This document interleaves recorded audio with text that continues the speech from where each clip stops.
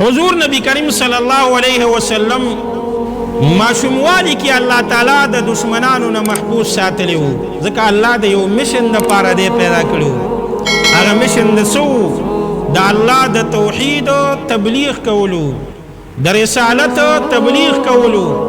حلیمه سعدیه رضی الله تعالی عنها مبارکه فرمایي کومې مشاهدې چې ما د ده وکړې، وایي چا راته وویل چې یو کاهن دی ته هغه ته بیان کا.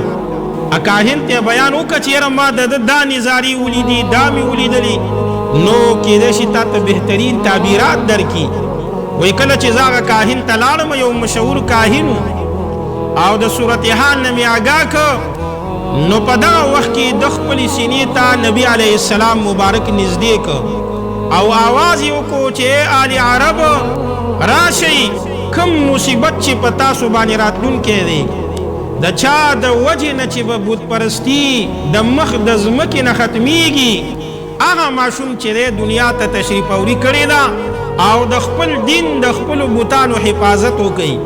که هم نه کو دا ماشوم غټ شو، نو ستاسو دین چې دی دا به بلکل نیست او نابود کی.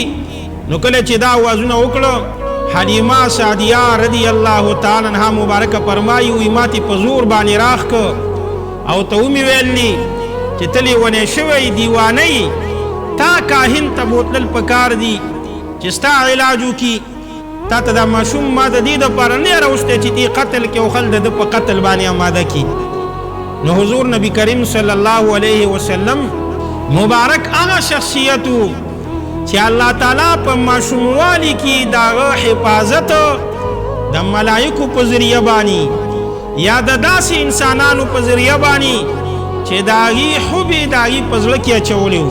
بعضې وخت کې د یو ماشوم خصمانه خلک کوي خو په زړه کې محبت نه وي، لکه یو یتیم چاته پاتې شي نو د یتیم سره ډېر خلک مینه نه لري، کمتر وي چې هغه په یتیم باندې خیال ساتي.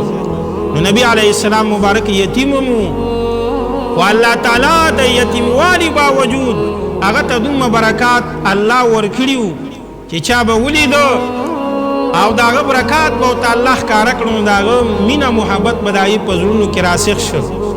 نو حضور نبی کریم صلی الله علیه وسلم ماشوموالی دام چې دی بې مثله بې مثال او د عامو ماشومانو غوندې نه و.